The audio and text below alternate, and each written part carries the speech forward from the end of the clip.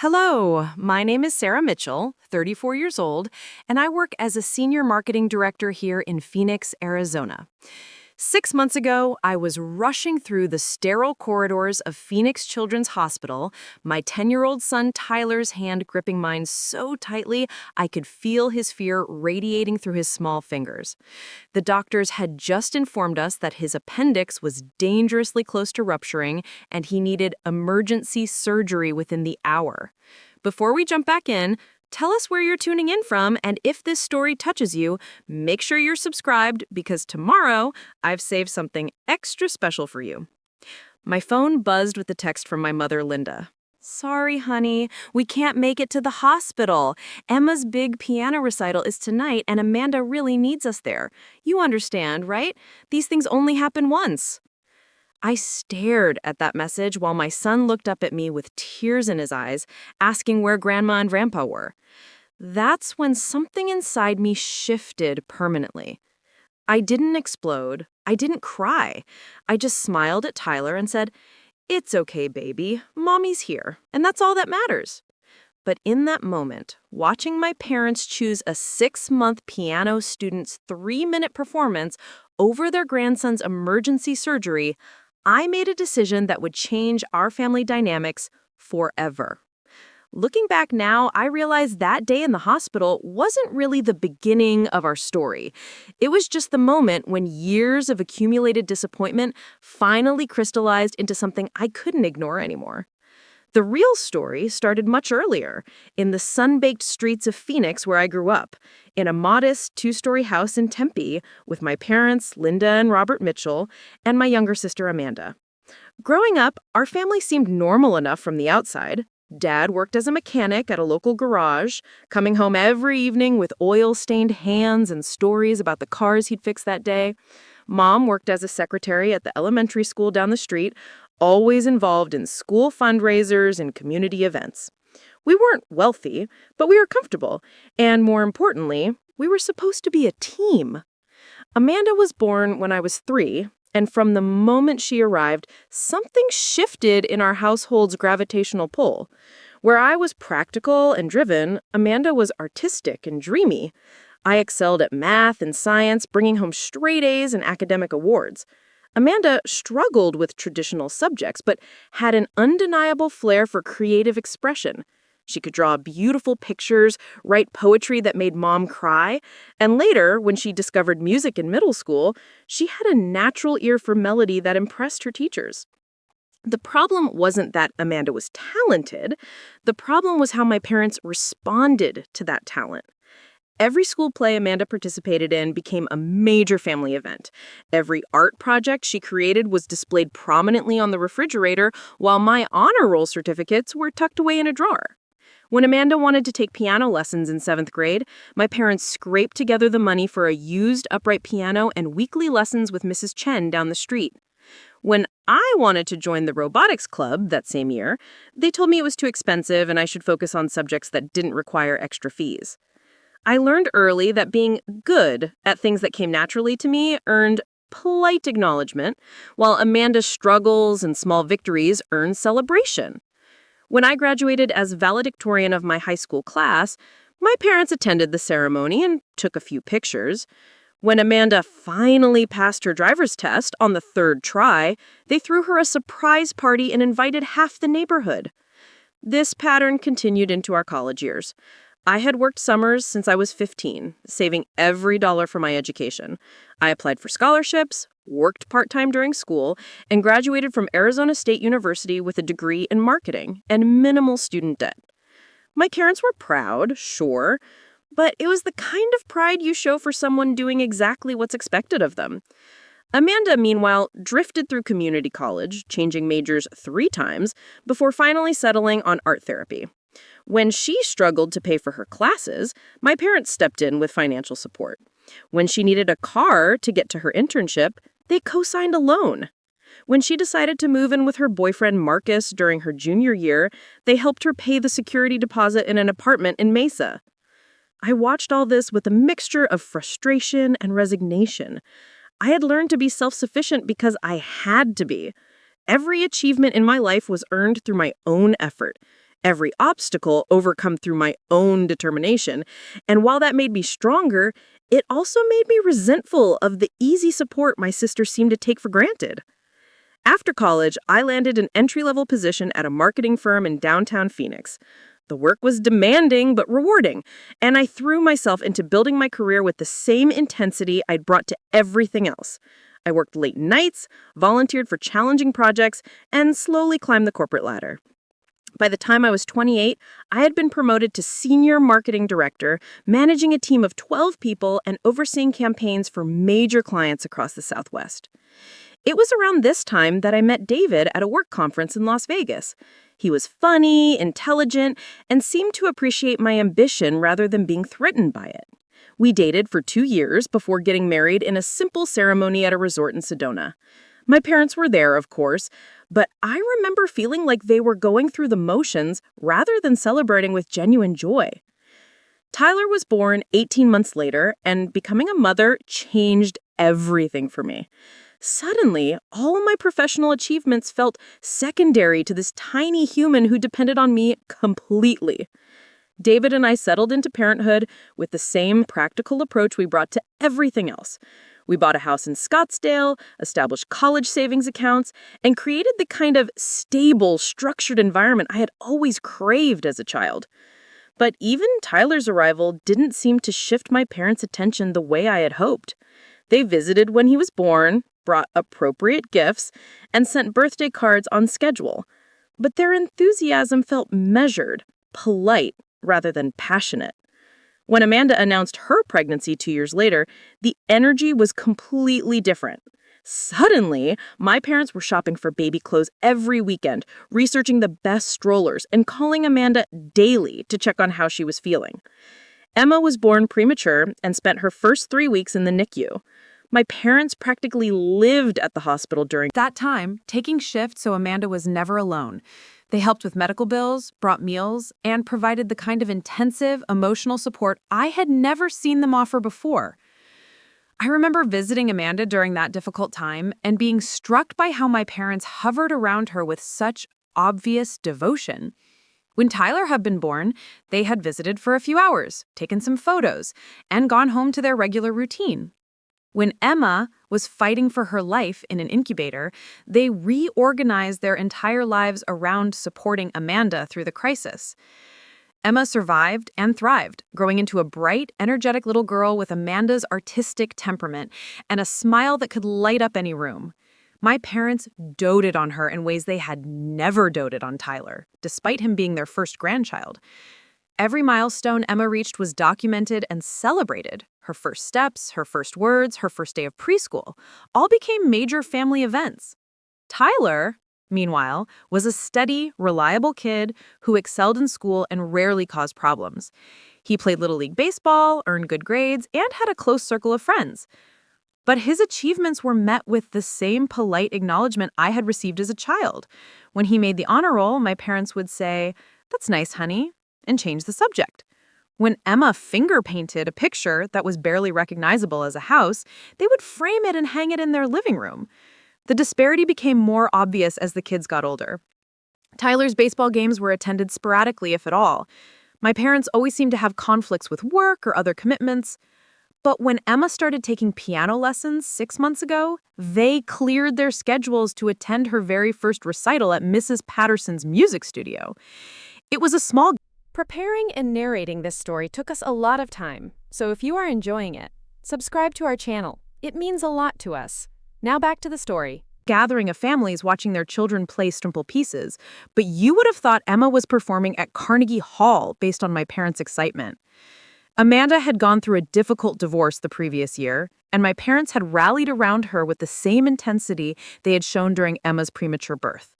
They helped with legal fees, provided childcare, and offered endless emotional support.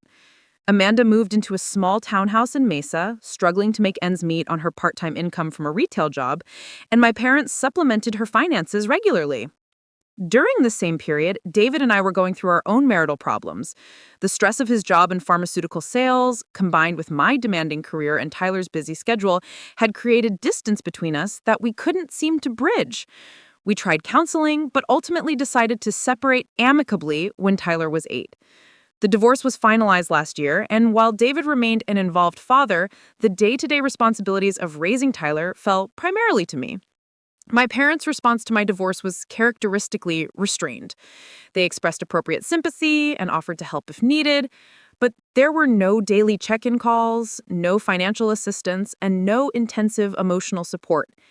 When I mentioned that managing single parenthood while maintaining my career was challenging, my mother's response was, "Well, you've always been so capable, Sarah. I'm sure you'll figure it out." The contrast with their response to Amanda's situation was stark and painful. Amanda was the victim who needed rescuing. I was the competent one who could handle anything life threw at me. The problem was I didn't want to be the one who always had to handle everything alone. Tyler seemed to sense the disparity too, though he never complained directly. He would ask occasionally why Grandma and Grandpa visited Emma more often or why they seemed so excited about her activities.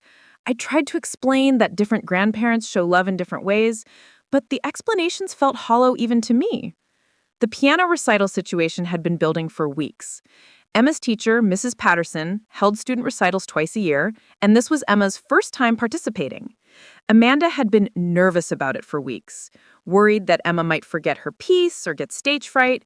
My parents had been equally invested in the event, discussing it every time we spoke and making it clear that this was a major milestone in Emma's development. The recital was scheduled for Saturday evening at the Mesa Community Center. It was meant to be a family celebration, and I had planned to attend with Tyler to support his cousin. We had all been looking forward to hearing Emma play the simple piece she had been practicing for months. But then Saturday morning arrived with Tyler complaining of severe stomach pain. At first, I thought it might be something he ate or perhaps a stomach bug, but as the morning progressed, the pain intensified and localized to his lower right abdomen. When he started running a fever and couldn't stand up straight, I knew we needed to get to the hospital immediately.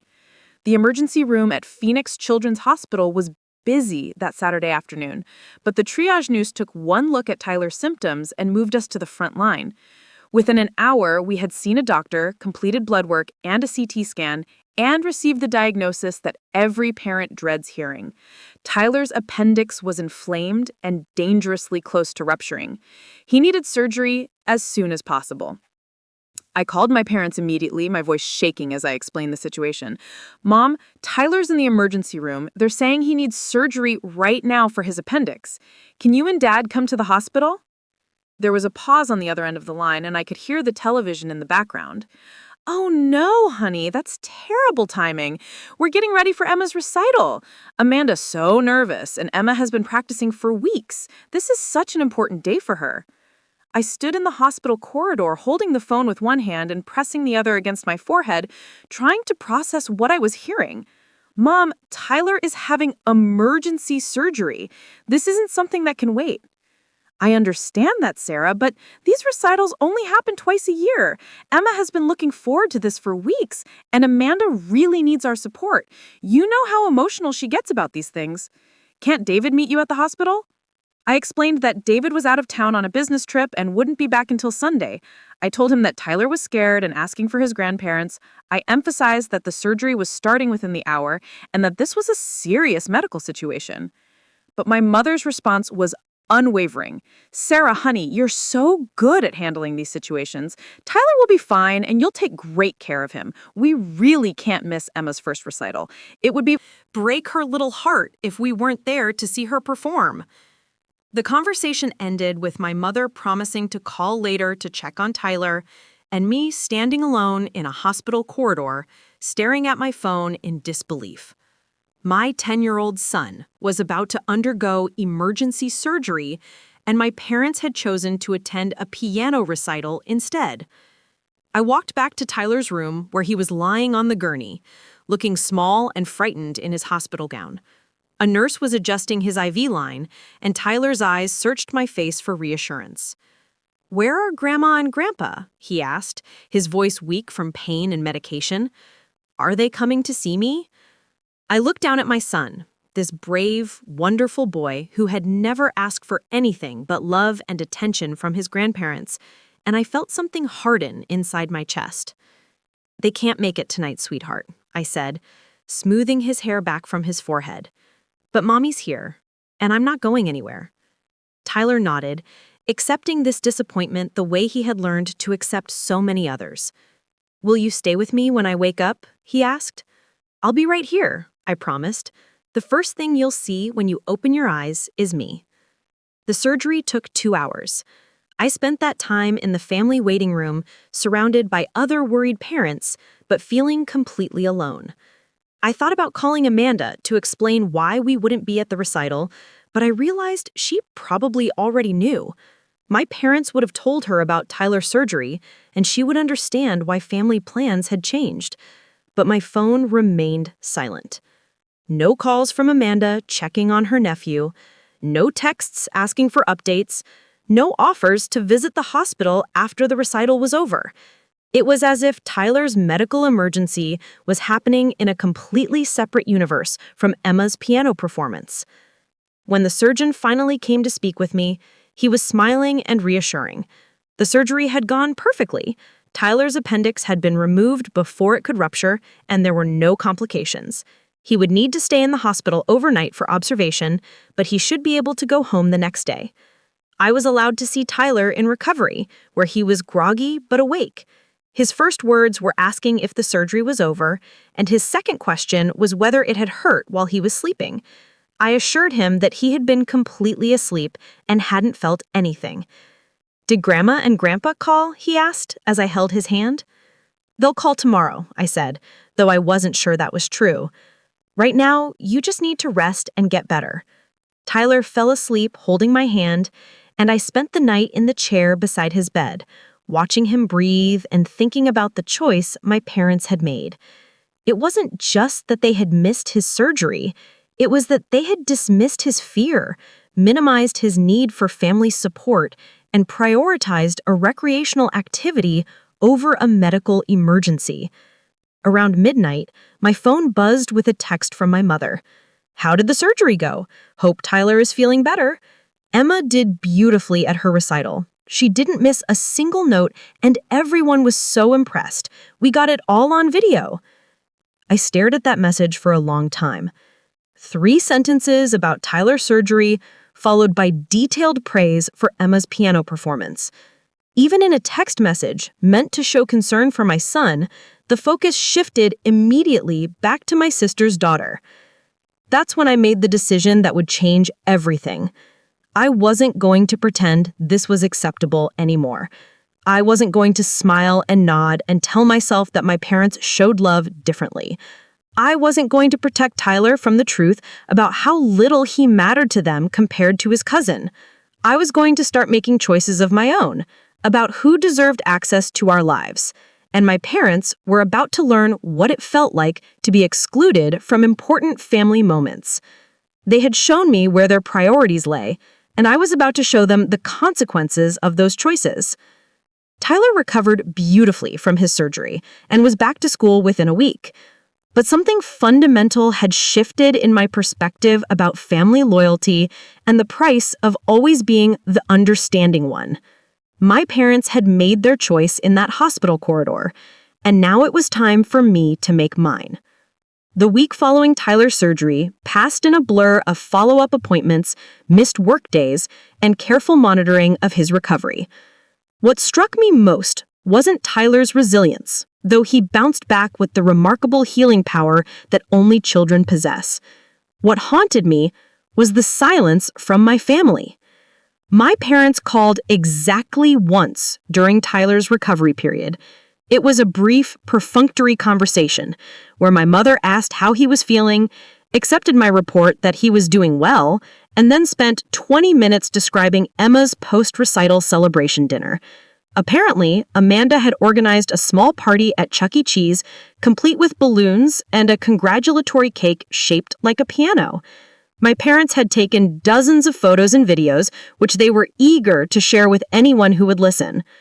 Emma was so proud of herself, she kept asking everyone if they heard how well she played.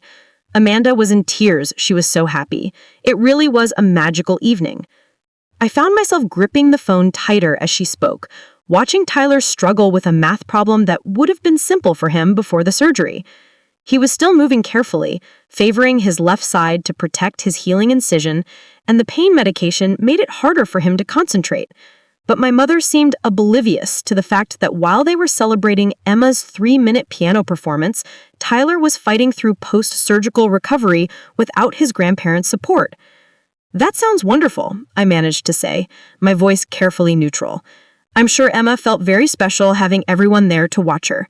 "Oh, she absolutely did. You know how important these milestone moments are for children. Amanda was so grateful that we could be there. She said it meant the world to her that we prioritized Emma's big day." The irony of her words was so sharp it almost made me laugh. Here was my mother talking about the importance of milestone moments for children, seemingly unaware that she had missed one of Tyler's most frightening and significant experiences. Surgery, no matter how routine, is traumatic for a 10-year-old. The fear, the pain, the vulnerability of being in a hospital, these were the kinds of experiences that children remember for the rest of their lives. And Tyler would always remember facing it without his grandparents. When I hung up the phone, Tyler looked at me with those perceptive eyes that seemed too old for his face. "Was that Grandma?" he asked. "Yes, sweetheart." "Did she ask about my surgery?" "She asked how you were feeling." Tyler nodded and returned to his homework, but I could see the disappointment in his shoulders. He was learning the same lesson I had learned as a child, that love in our family came with conditions and rankings. Some people mattered more than others, and he was not at the top of the list. That night, after Tyler was asleep, I found myself scrolling through social media and discovering that my mother had posted extensively about Emma's recital. There were photos of Emma in her white dress, sitting at the piano bench with perfect posture, videos of her performance, complete with proud grandparent commentary, pictures of the celebration dinner, showing my parents beaming as Emma blew out the candles on her piano-shaped cake. What struck me most was not the abundance of Emma-focused content, though that was painful enough. It was the complete absence of any acknowledgement that Tyler had been in the hospital that same day.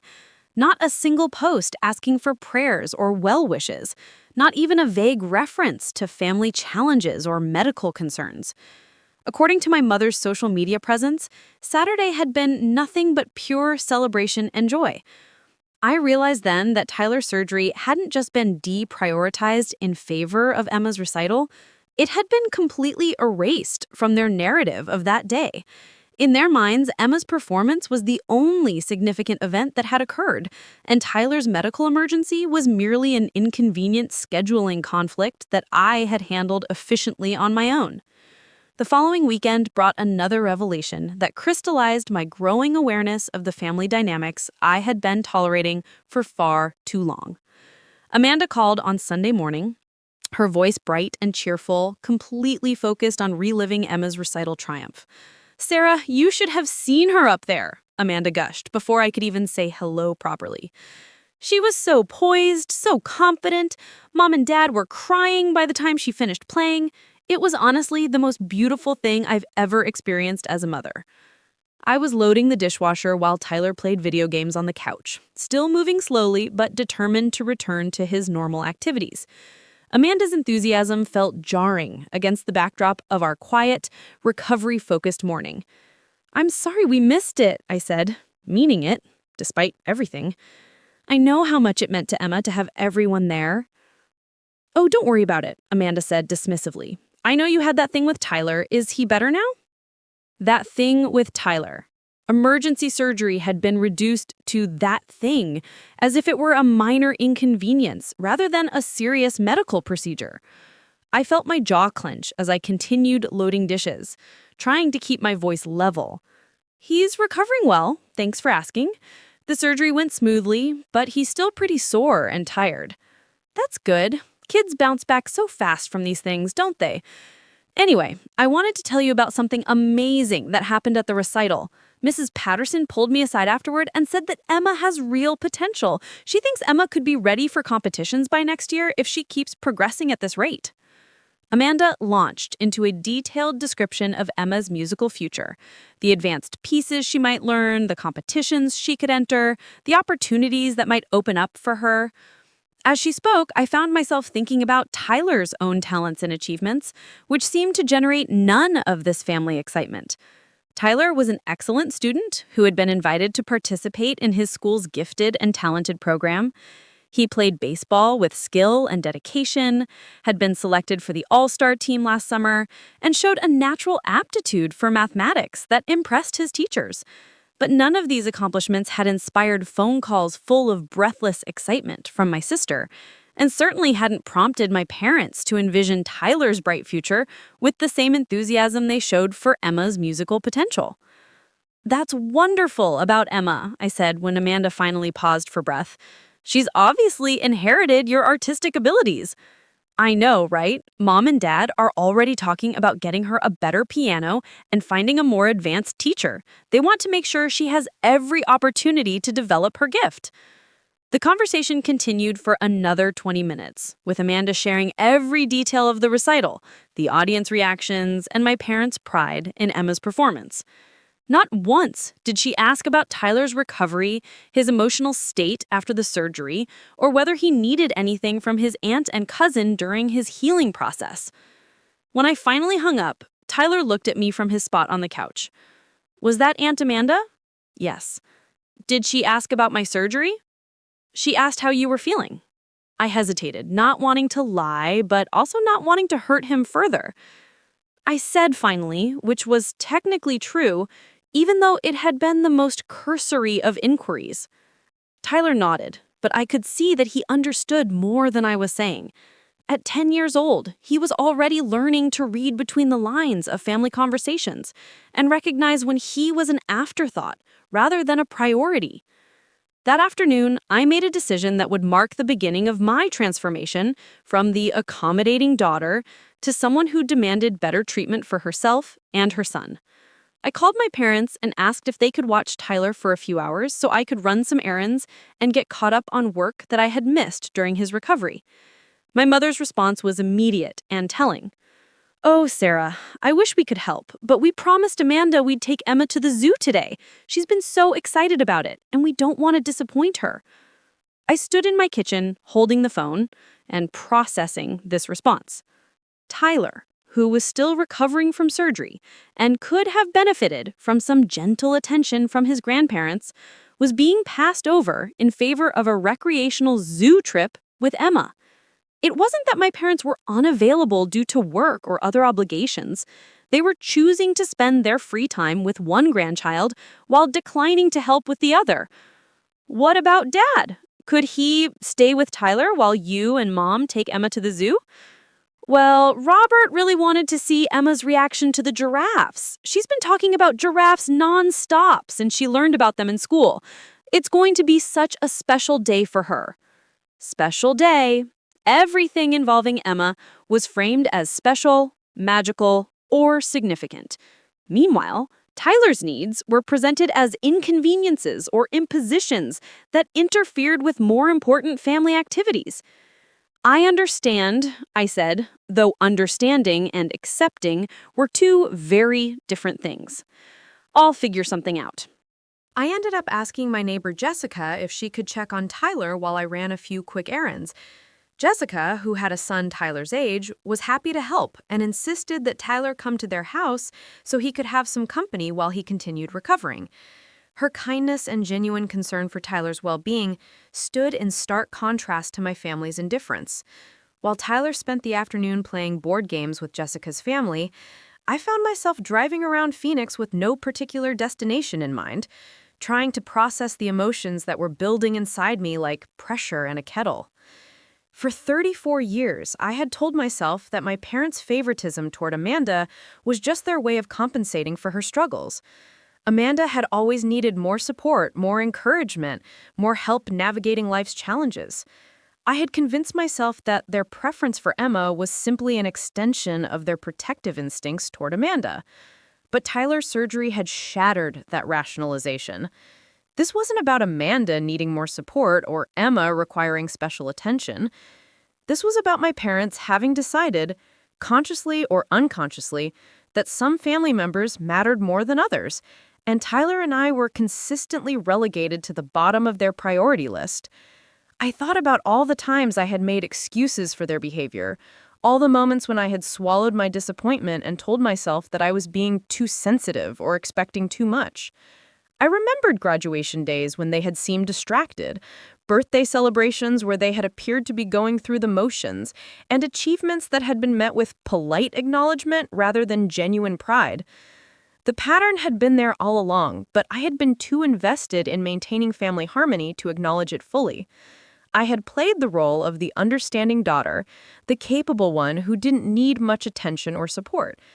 But that role had cost me something essential, and it was now costing Tyler the loving grandparent relationship that every child deserves. When I picked Tyler up from Jessica's house that evening, he was more animated than he had been since before the surgery. Jessica's family had treated him with the kind of warm attention that made him feel valued and interesting. They had asked about his surgery with genuine concern, praised him for his bravery, and made him feel like his experience mattered.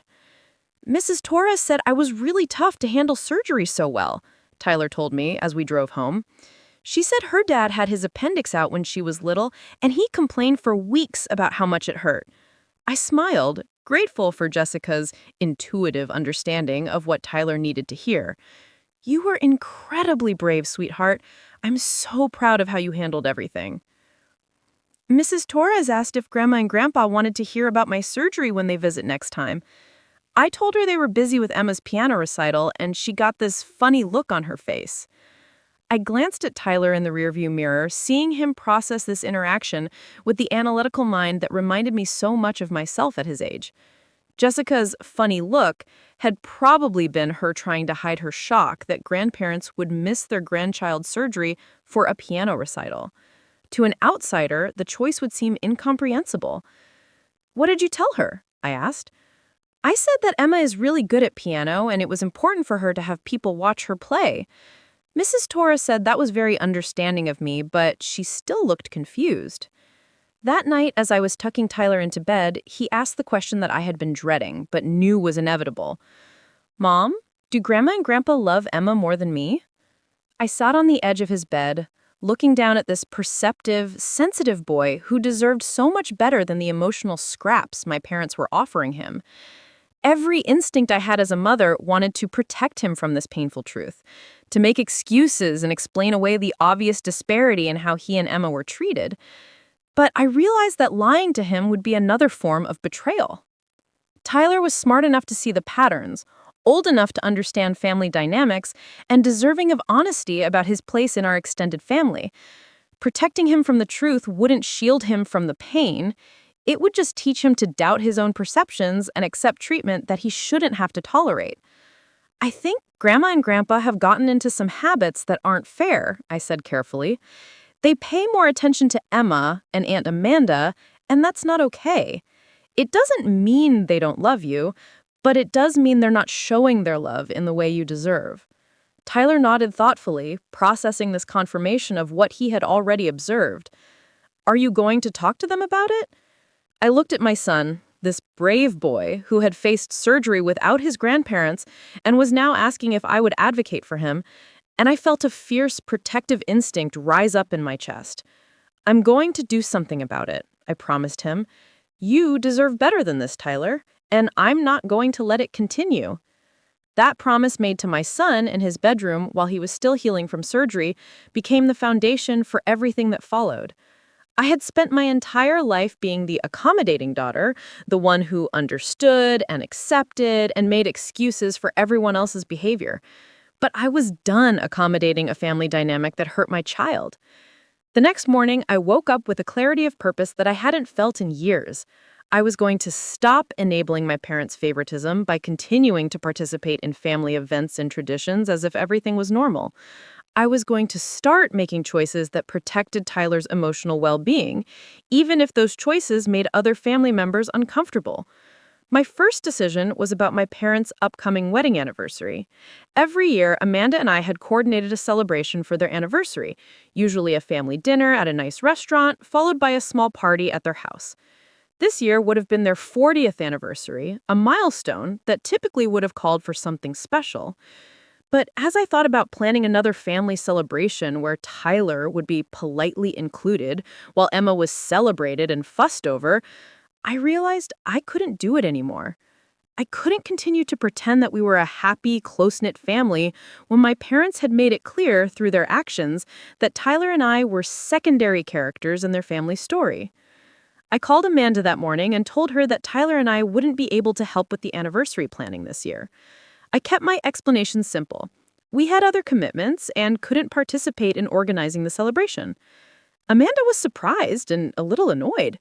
Sarah, this is Mom and Dad's 40th anniversary. It's a really big deal. Can't you reschedule whatever you have? What else you have going on? I'm afraid not, I said, my voice calm but firm.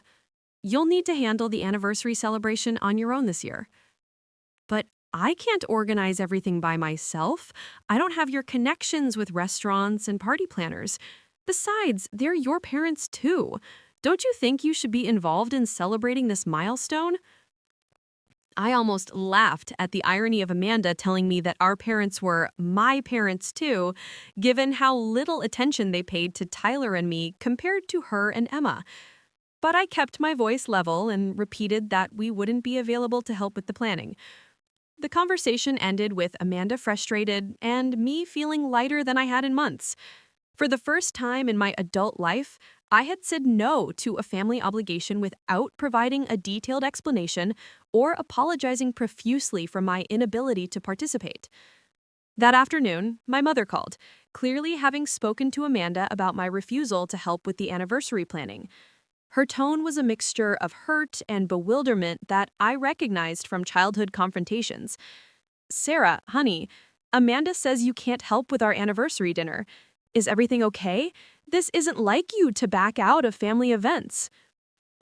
"Everything is fine, Mom. We just have other priorities right now." "What could be more important than your parents' 40th anniversary?" The question hung in the air between us, loaded with implications that my mother probably didn't even recognize. What could be more important than their anniversary? How about their grandson's surgery? How about their grandson's emotional needs? How about treating all their grandchildren with equal love and attention? But I didn't say any of that. Instead, I simply repeated that we had other commitments and wouldn't be available to help with the planning. My mother ended the conversation clearly unsatisfied with my explanations, but unable to argue with my polite but firm refusal to participate.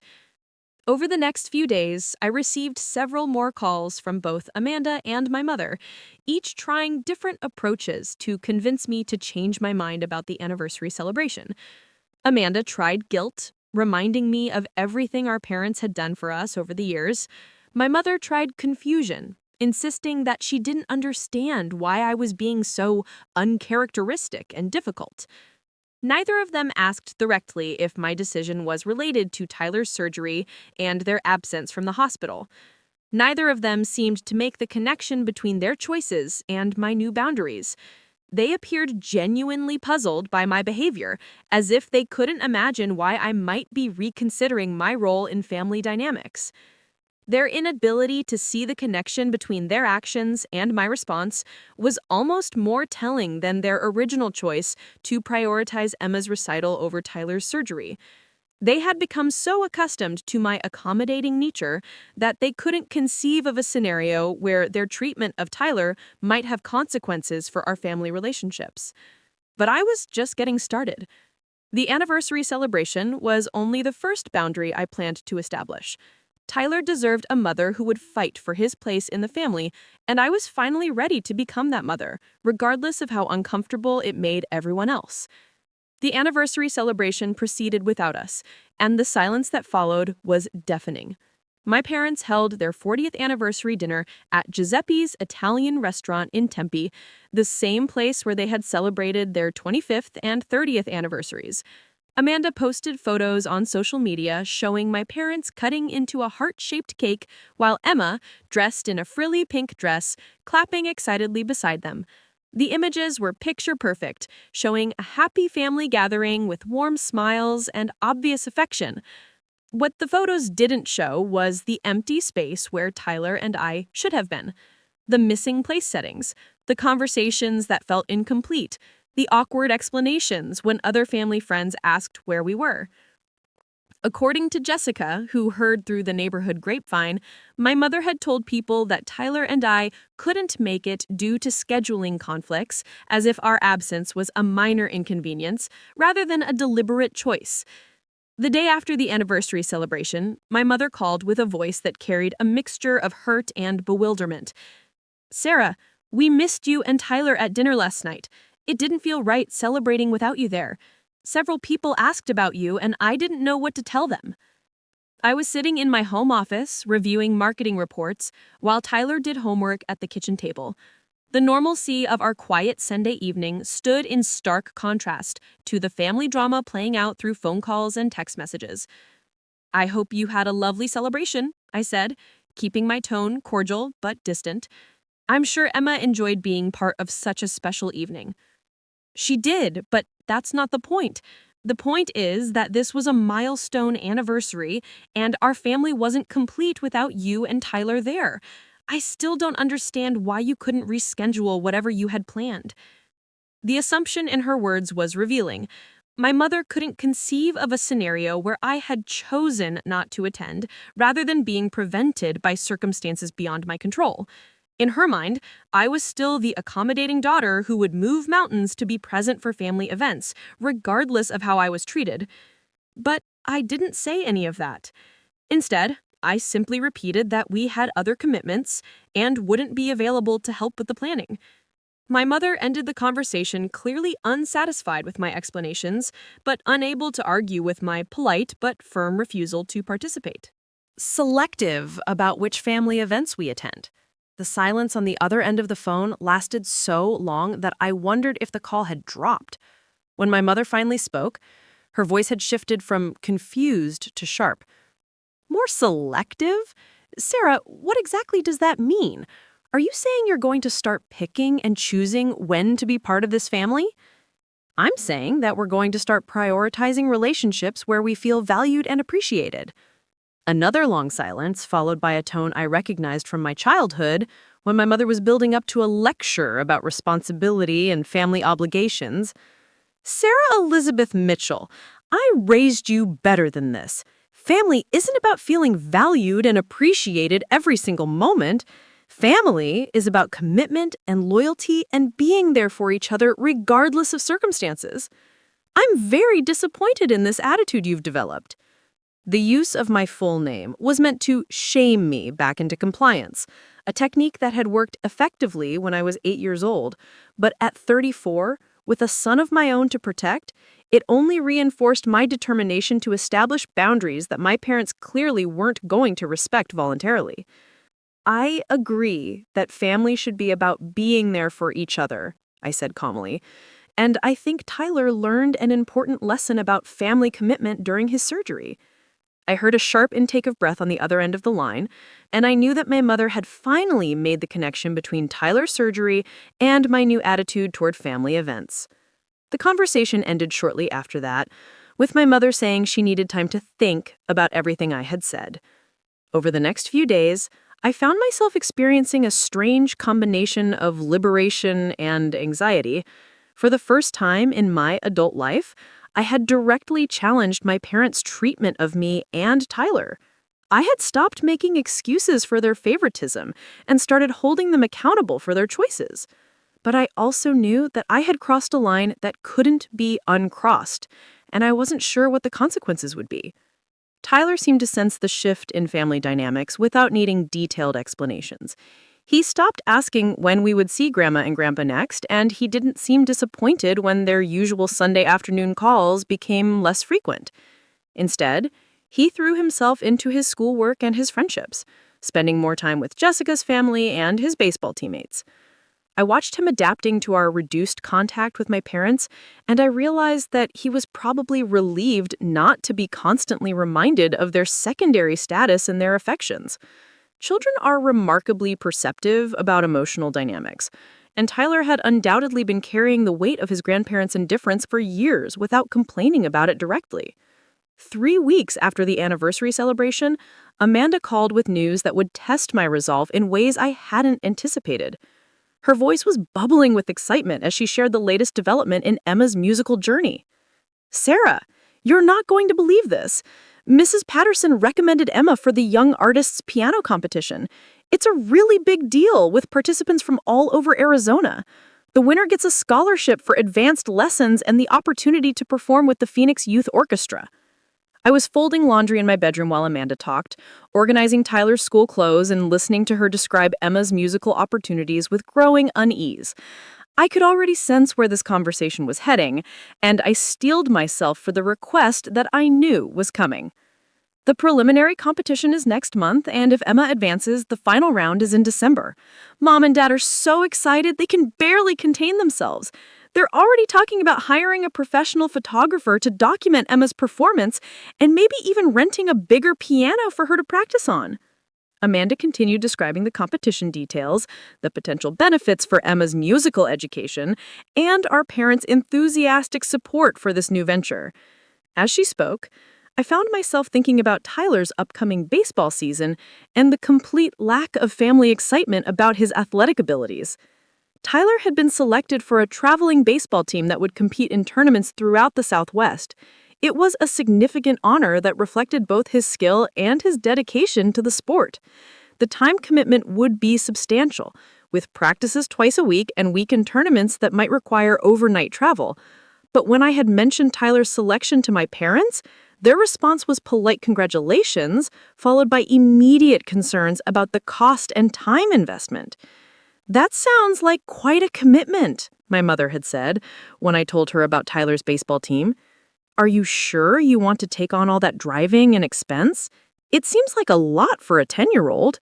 The contrast with the response to Emma's piano competition was striking.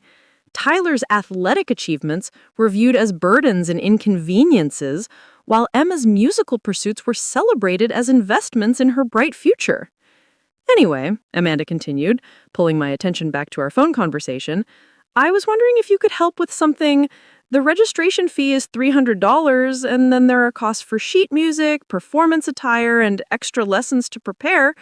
I'm still struggling financially since the divorce, and I was hoping maybe you could contribute something toward Emma's competition expenses?" "I see." I set down the shirt that I had been folding and sat on the edge of my bed. "How much are you looking for me to contribute?" "Well, the total cost will probably be around $800 when you add everything up. I was thinking maybe you could cover half of that. I know $400 isn't a huge amount for you, and it would mean so much to Emma to know that her aunt believes in her talent." $400 wasn't a huge amount for me, Amanda was right about that. My salary as a senior marketing director provided comfortable financial stability, and I had been fortunate to avoid the money troubles that had plagued Amanda since her divorce. But the issue wasn't whether I could afford to contribute to Emma's musical education. The issue was the assumption that I should subsidize opportunities for my parents' favored grandchild while Tyler's achievements were ignored and unfunded by the extended family. Amanda, I need to ask you something, and I want you to really think about your answer. My voice calm but serious. When Tyler was selected for the traveling baseball team, did it occur to you to offer to contribute toward his registration fees or equipment costs? The silence on the other end of the line told me everything I needed to know. Amanda hadn't even considered offering financial support for Tyler's athletic pursuits, despite asking me to fund Emma's musical ambitions. "That's different," Amanda said, finally, her voice defensive. "Tyler's baseball is just a recreational activity. Emma's piano has real potential for scholarships and maybe even a professional career someday." I felt anger rising in my chest like heat from a furnace. Tyler's dedication to baseball, his natural athletic ability, and his selection for a competitive team were being dismissed as just recreational, while Emma's 6 months of piano lessons were being treated as the foundation for a professional career. "Different how?" I asked, keeping my voice level despite the fury building inside me. "Tyler has worked just as hard at baseball as Emma has at piano. His coaches think he has genuine talent and potential for advancement. Why is his sport less valuable than her music?" "Sarah, you're being ridiculous. Baseball is something kids do for fun. Piano is an art form that requires real discipline and creativity. Emma is developing skills that will benefit her for the rest of her life." The conversation continued for several more minutes, with Amanda defending the superior value of Emma's musical pursuits while dismissing Tyler's athletic achievements as trivial entertainment.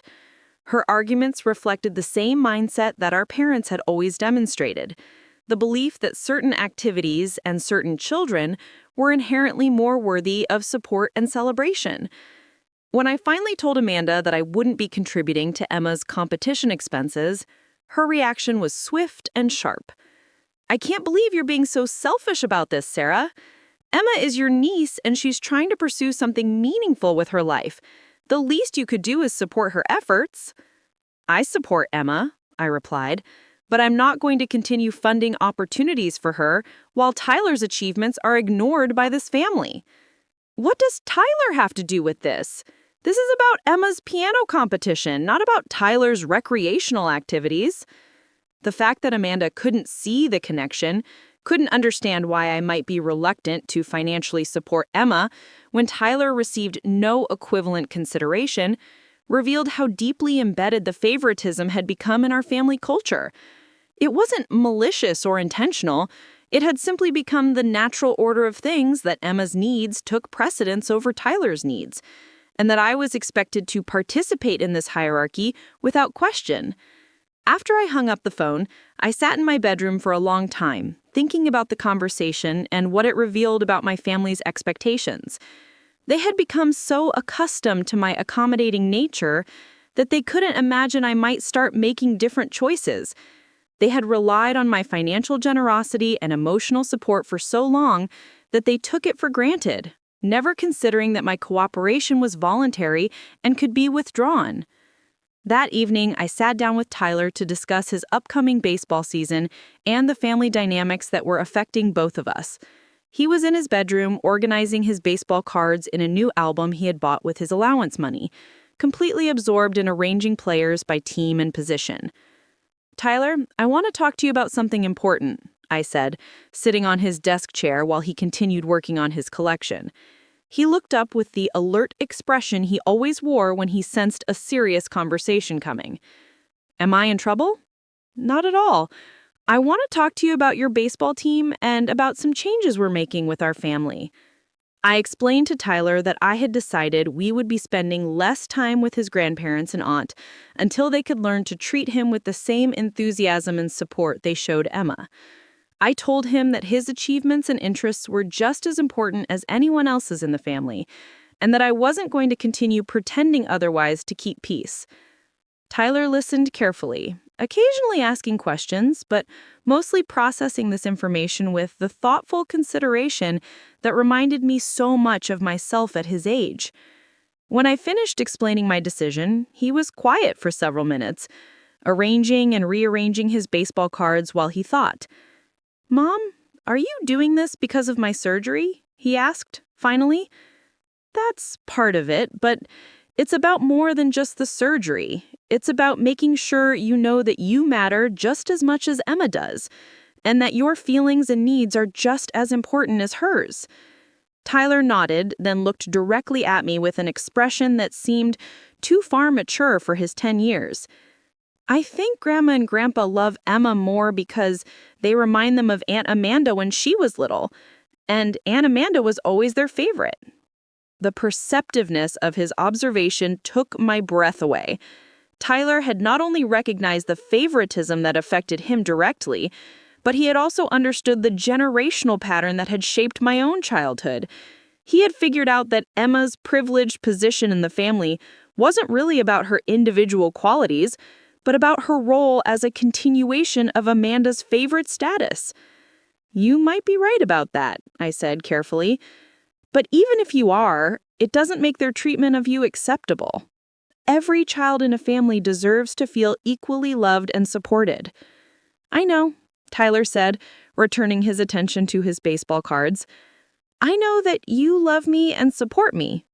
That simple statement, delivered with matter-of-fact certainty, made my eyes fill with tears. Tyler had learned to find his security in our relationship rather than yearning for approval from grandparents who couldn't see his worth. He had adapted to their indifference by deepening his connection with the parent who consistently showed up for him. Over the following weeks, the consequences of my new boundaries began to ripple through our extended family relationships. My parents made several attempts to restore our previous dynamic, alternating between guilt trips about family loyalty and attempts to minimize the significance of the changes I was implementing. My father called one evening, his voice carrying the gruff authority that had intimidated me as a child, but no longer had the power to override my adult judgment. "Sarah, your mother is very upset about this situation with the family. She feels like you're punishing all of us because you're having some kind of personal crisis. I think you need to consider how your behavior is affecting everyone else." I was cooking dinner while Tyler finished homework at the kitchen table, and I found myself stirring pasta sauce with more Vigor than necessary as I listened to my father's lecture about my responsibility to maintain family harmony. Dad, I'm not having a personal crisis. I'm making choices about how Tyler and I want to be treated by our family. This is about Tyler's surgery, isn't it? Look, Sarah, we're sorry we couldn't be there, but Emma's recital was important too. We can't be in two places at once, and we had already made a commitment to Amanda and Emma. The fact that my father framed their choice as an inability to be in two places at once, rather than a conscious decision to prioritize Emma's recreational activity over Tyler's medical emergency, revealed how little he understood about the impact of their actions.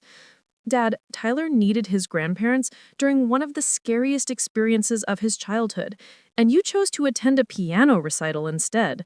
I need you to understand how that choice affected both Tyler and me. We understand that you're disappointed, but you're blowing this way out of proportion. Tyler came through the surgery fine, and Emma's recital was a once-in-a-lifetime experience for her. The conversation continued in circles, with my father alternating between minimizing Tyler's needs and emphasizing Emma's special qualities. He seemed genuinely unable to comprehend why I might expect equal treatment for both grandchildren, or why Tyler's medical emergency might take precedence over Emma's performance. When I hung up the phone, Tyler looked at me from his homework spot with raised eyebrows. "Was Grandpa trying to convince you to change your mind?" "Something like that." "Are you going to?" I looked at my son, this remarkable boy who had faced surgery with courage, adapted to his grandparents' indifference with grace, and was now watching to see if his mother would hold firm in defending his worth within our family. "Not a chance," I said firmly. "We deserve better than what they've been offering, and I'm not settling for less anymore." Tyler smiled and returned to his homework, but I could see the relief in his posture. He had been testing my resolve, making sure that my new boundaries were genuine rather than temporary emotional reactions that would fade under family pressure. The next phase of my boundary setting involved Tyler's upcoming birthday, which would provide the perfect opportunity to demonstrate that my changed perspective on family dynamics was permanent rather than a passing phase of rebellion. Tyler's 11th birthday was approaching in early October, and for the first time in years, I found myself genuinely excited about planning a celebration that would reflect his interests and personality rather than trying to accommodate everyone else's schedules and preferences. In previous years, Tyler's birthday parties had been subdued affairs, carefully scheduled around my parents' availability and designed to include Emma so she wouldn't feel left out of the festivities. This year would be different. I asked Tyler what kind of party he really wanted, without any constraints about family expectations or traditional celebrations. His face lit up with an enthusiasm I hadn't seen in months as he described his vision for a baseball-themed party at the local batting cages, followed by pizza and arcade games with his closest friends from school and his traveling team. "Really?" he asked, as if he couldn't believe I was giving him complete creative control over his own birthday celebration. "We can have it wherever I want, and I can invite whoever I want?" "Absolutely," I confirmed. "This is your day, and we're going to make it exactly what you want it to be." Tyler's excitement was infectious as he planned every detail of his party, from the baseball-themed decorations to the specific friends he wanted to invite. He created hand-drawn invitations featuring cartoon baseballs and bats, and he spent hours researching the best batting cage facilities in the Phoenix area. For the first time in his life, his birthday was becoming a celebration of his passions rather than a diplomatic gathering designed to keep extended family members happy. 2 weeks before the party, my mother called with the tone she typically used when she was trying to sound casual while delivering important information. Sarah, honey, I was talking to Tyler the other day about his birthday, and he mentioned some kind of baseball party. That sounds fun, but I was wondering about the timing. Emra has her piano competition that same weekend, and we were hoping the whole family could be there to support her. I paused in my meal preparation, knife suspended over the vegetables I was chopping for dinner. Here it was again, the familiar pattern of Tyler's important moments being overshadowed by Emma's activities. Even his birthday, the one day of the year that should have been entirely focused on him, was being repositioned as a scheduling conflict with Emma's priorities. Mom, Tyler's birthday party is on his actual birthday. We planned it months ago, and all his friends are expecting to celebrate with him that day. Well, of course we want to celebrate Tyler's birthday, but couldn't we do something the weekend before or after? Emma's competition is really important, and she's worked hard to qualify. It would mean everything to her to have the whole family there supporting her. The audacity of the suggestion took my breath away. My mother was seriously proposing that we move Tyler's birthday party to accommodate Emma's piano competition schedule. Not only were they planning to miss his party, they wanted me to reschedule it so their absence wouldn't conflict with their other grandchild's activities. Mom, we're not moving Tyler's birthday party. If you and Dad choose to attend Emma's competition instead, that's your decision. But Tyler's celebration is staying exactly when and where he wants it. We understand that you're disappointed, but you're blowing this way out of proportion. Tyler came through the surgery fine, and Emma's recital was a once-in-a-lifetime experience for her. The conversation continued in circles, with my father alternating between minimizing Tyler's needs and emphasizing Emma's special qualities. He seemed genuinely unable to comprehend why I might expect equal treatment for both grandchildren, or why Tyler's medical emergency might take precedence over Emma's performance. When I hung up the phone, Tyler looked at me from his homework spot with raised eyebrows. "Was Grandpa trying to convince you to change your mind?" "Something like that." "Are you going to?" I looked at my son, this remarkable boy who had faced surgery with courage, adapted to his grandparents' indifference with grace, and was now watching to see if his mother would hold firm in defending his worth within our family. "Not a chance," I said firmly. "We deserve better than what they've been offering, and I'm not settling for less anymore." Tyler smiled and returned to his homework, but I could see the relief in his posture. He had been testing my resolve, making sure that my new boundaries were genuine, rather than temporary emotional reactions that would fade under family pressure. Schedule was staggering, but it also clarified for me how deeply embedded the favoritism had become in my mother's thinking. That evening, I sat down with Tyler to explain that his grandparents might not be able to attend his birthday party because of Emma's piano competition. I watched his face carefully as I delivered this news, prepared for disappointment or hurt feelings that I would need to help him process. Instead, Tyler shrugged with a matter-of-fact acceptance that broke my heart. "That's okay, Mom. I kind of figured they wouldn't come anyway. Emma's competition is probably more important to them." The casual way he accepted his grandparents' absence as if it was completely expected and normal made me realize how thoroughly Tyler had internalized his secondary status in their affections. He wasn't even disappointed anymore because he had learned not to expect their attention or support. "Tyler, it's not okay," I said firmly. "Your birthday is important, and you deserve to have family members who prioritize celebrating with you." "I know you think it's important," Tyler said with a smile that was both wise and sad. "And that's enough for me." Tyler's birthday party turned out to be everything he had dreamed it would be. 12 of his closest friends joined us at the batting cages, where they spent 2 hours hitting balls and cheering each other's successes. Tyler was in his element, coaching his friends on their swings and celebrating every solid hit as if it were a home run in the World Series. After the batting cages, we moved to a nearby pizza restaurant with arcade games, where the boys continued their celebration with competitive rounds of air hockey and skee ball. Tyler's face was glowing with happiness as he moved from friend to friend, making sure everyone was having a good time and including the quieter kids in all the activities. I found myself thinking about how different this celebration felt from previous family gatherings. There's no tension about seating arrangements or worry about whether certain family members were getting enough attention. Tyler was free to be completely himself, surrounded by people who appreciated his enthusiasm for baseball and his natural leadership abilities. Jessica had volunteered to help supervise the party, and as we watched Tyler organizing a tournament bracket for the arcade games, she made an observation that would stick with me for months afterward. Sarah, look at how confident and happy Tyler is when he's not worrying about measuring up to anyone else's expectations. He's a natural leader when he's allowed to just be himself. She was right. Tyler was demonstrating organizational skills, empathy for his friends, and genuine joy in ways that I rarely saw during family gatherings where he was constantly aware of his second-tier status. He was thriving in an environment where his interests were celebrated and his personality was appreciated without comparison to his cousin. The party was winding down when my phone buzzed with a text message from my mother.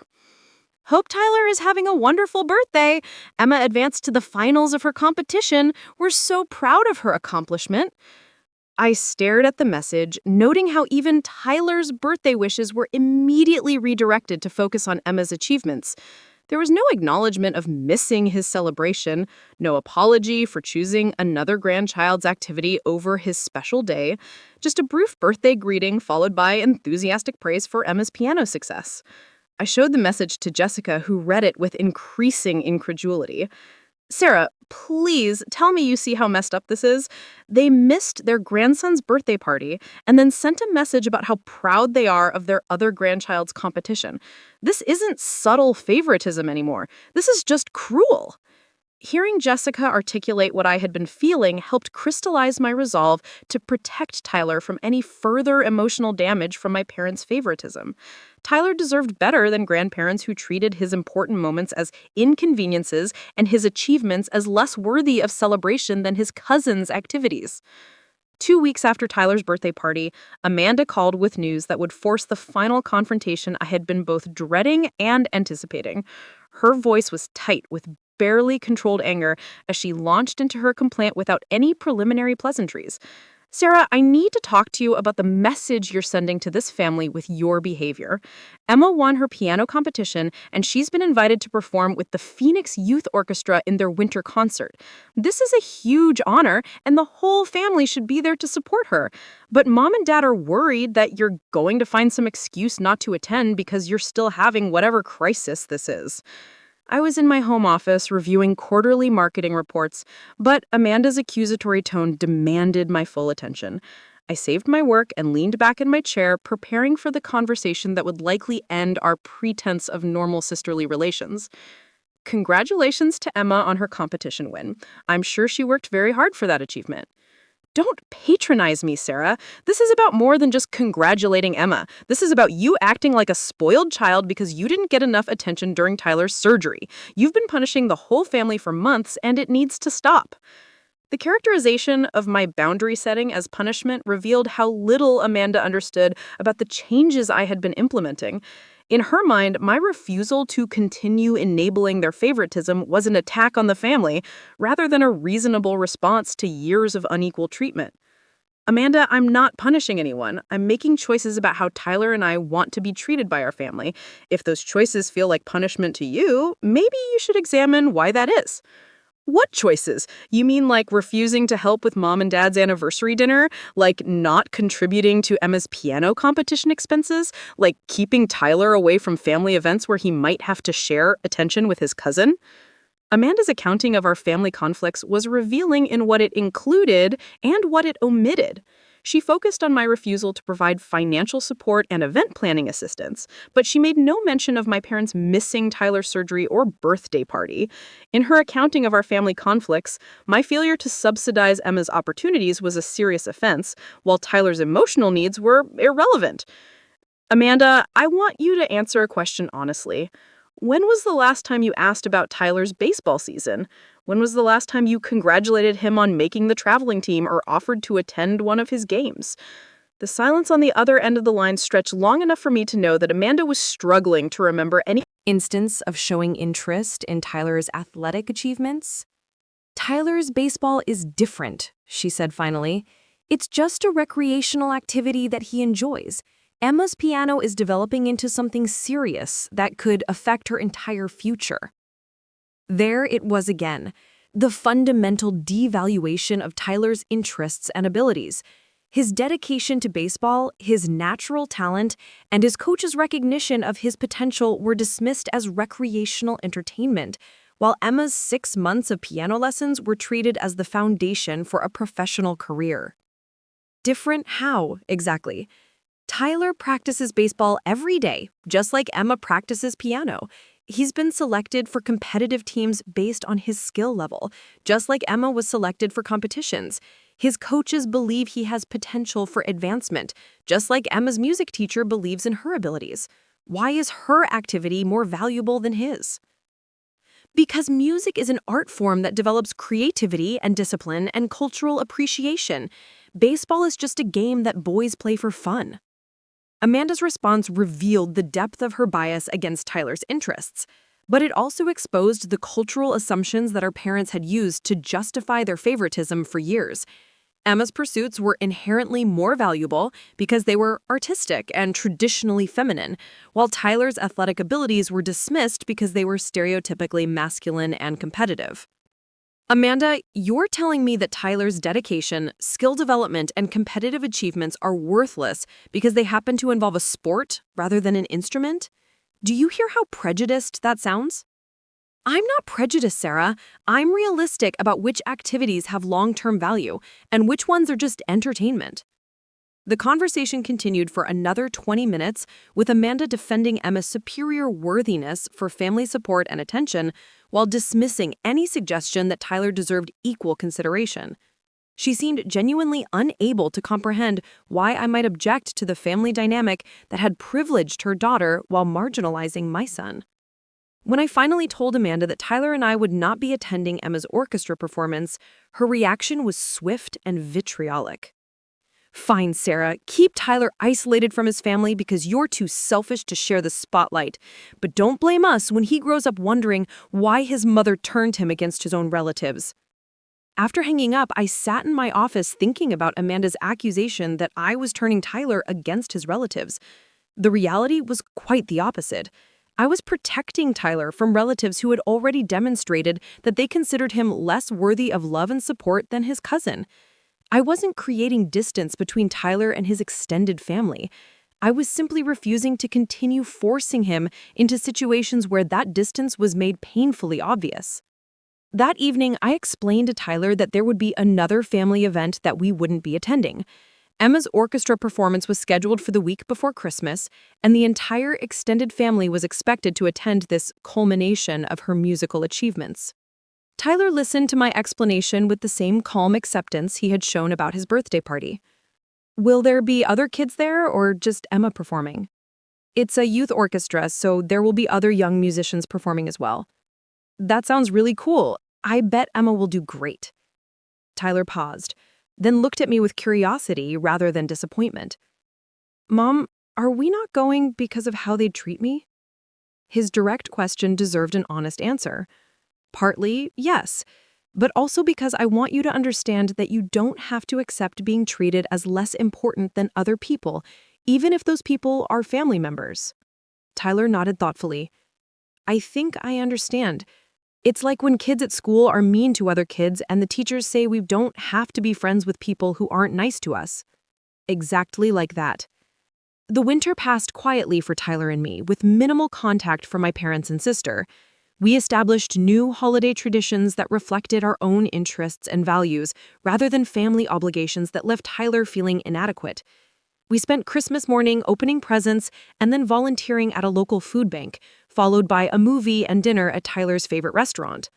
For the first time in Tyler's life, the holidays were peaceful and joyful rather than stressful and competitive. He didn't have to watch Emma receive elaborate gifts, while his own presents were thoughtful but modest. He didn't have to listen to extended conversations about Emma's musical progress while his own achievements were mentioned briefly and then forgotten. In February, my mother made one final attempt to restore our previous family dynamic.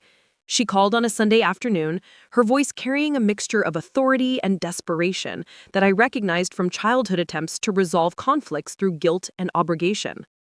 "Sarah, this has gone on long enough. You've made your point about wanting more attention for Tyler, and we've heard you. But it's time to put this family back together. Emma's birthday is next month, and she specifically asked for Tyler to be at her party. We can't keep explaining to an 8-year-old why her cousin isn't part of family celebrations anymore." The audacity of my mother's framing was breathtaking.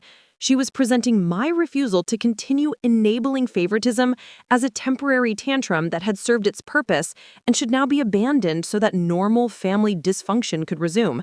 She was also using Emma's innocent desire to include Tyler as emotional manipulation to override the boundaries I had established. "Mom, Tyler and I are not coming to Emma's birthday party. We've made other plans for that weekend." What other plans could possibly be more important than your niece's birthday? The question revealed how little my mother had learned from months of reduced contact. She still couldn't conceive of Tyler's activities and friendships being prioritized over Emma's celebrations. In her mind, Tyler's life should revolve around supporting and celebrating Emma, regardless of how little reciprocal consideration he received. "Mom, I need you to listen carefully to what I'm about to say, because this is the last time I'm going to explain this to you. Tyler and I will not be attending Emmy's birthday party." Baseball tournament is not a recreational activity that can be rescheduled. It's a competitive event that his team has been preparing for all season. His coaches and teammates are counting on him to be there. His commitment to his team is just as important as Emma's commitment to her music. "Sarah, you're being ridiculous. A 9-year-old's birthday party is more important than a little boy's baseball game. Not to Tyler it isn't, and not to me." The conversation ended with my mother threatening to have my father call to talk sense into me, as if my decision to prioritize my son's athletic commitments over my niece's birthday party was evidence of mental instability rather than reasonable parenting. Tyler's baseball tournament that weekend was a revelation for both of us. His team played 3 games over 2 days, advancing to the championship round through a combination of skill, teamwork, and determination that made me incredibly proud. Tyler played exceptionally well, making several crucial defensive plays and contributing 2 RBI singles that helped secure victories. More importantly, I watched Tyler demonstrate leadership qualities and sportsmanship that would serve him well throughout his life. He encouraged teammates who were struggling, celebrated others' successes with genuine enthusiasm, and maintained his composure during high-pressure situations. These were the same qualities that my parents and sister dismissed as mere recreational entertainment. After Tyler's team won the championship, I found myself surrounded by other parents who had watched their children grow and develop through competitive sports. These families understood the value of athletic commitment, the lessons learned through teamwork and perseverance, and the character development that comes from both victory and defeat. "Tyler's got real potential," his coach told me as we watched the boys celebrate their championship with pizza and trophy presentations. "He's got the skills, but more importantly, he's got the heart. The way he encourages his teammates and stays focused under pressure, those are the qualities that make champions." Standing in that tournament facility, surrounded by families who celebrated Tyler's achievements with genuine enthusiasm, I realized that we had found our real community. These people understood Tyler's dedication, appreciated his abilities, and supported his growth without comparing him to other children or dismissing his interests as less valuable than artistic pursuits. 6 months later, Tyler and I have settled into a life that feels authentic and peaceful in ways I never experienced during my childhood. We attend baseball games and tournaments where Tyler's abilities are recognized and celebrated. We spend holidays with Jessica's family and other friends who appreciate both of us for who we are, rather than expecting us to accommodate everyone else's preferences. My parents still call occasionally, usually when they want to share news about Emma's latest musical achievements or when they need something from me. But the dynamic has fundamentally changed. I no longer feel obligated to participate in family events where Tyler is treated as a secondary character, and I don't feel guilty about prioritizing his emotional well-being over extended family expectations. Tyler is thriving in ways that I couldn't have imagined when we were still trapped in the old family dynamic. His confidence has grown enormously since he stopped being constantly reminded of his inferior status compared to Emma. He's developed genuine friendships with teammates and classmates who appreciate his humor, his loyalty, and his competitive spirit. Most importantly, Tyler has learned that he doesn't have to accept being treated poorly by anyone, including family members. He's developing the kind of self-respect and boundary-setting skills that I didn't learn until I was in my 30s.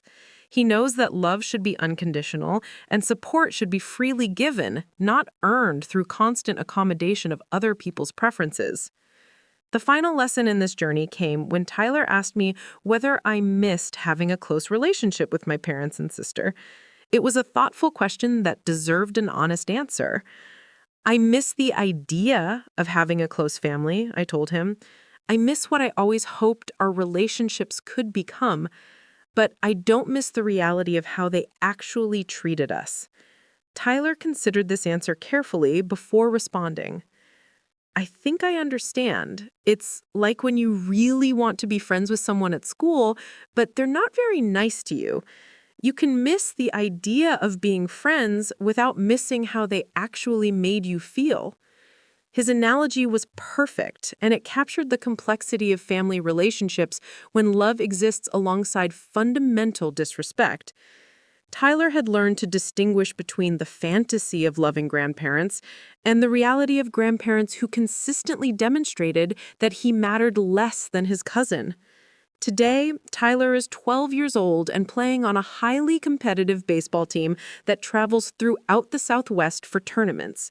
He's an honor student who manages his academic responsibilities while maintaining his athletic commitments. He's funny, kind, resilient, and confident in ways that make me proud every single day. He rarely asks about his grandparents anymore, and he doesn't seem to miss the family gatherings where he was made to feel inadequate. Instead, he's built a life filled with people who appreciate his unique qualities and support his goals. He's learned that family is about more than shared DNA, and that the most important relationships are built on mutual respect and genuine care.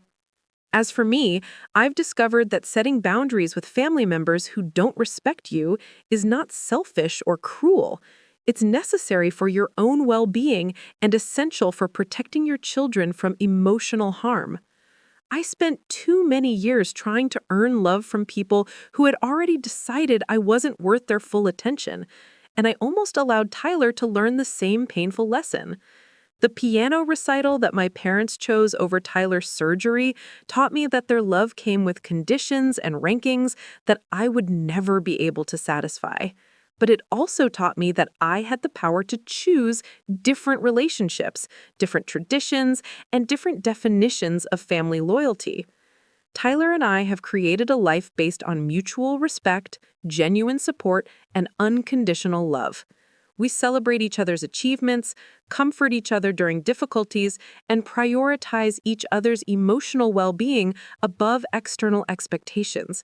This is what family should feel like, and I'm grateful every day that we found the courage to demand better treatment from the people who were supposed to love us most. Up next, you've got 2 more standout stories right on your screen. If this one hit the mark, you won't want to pass these up. Just click and check them out.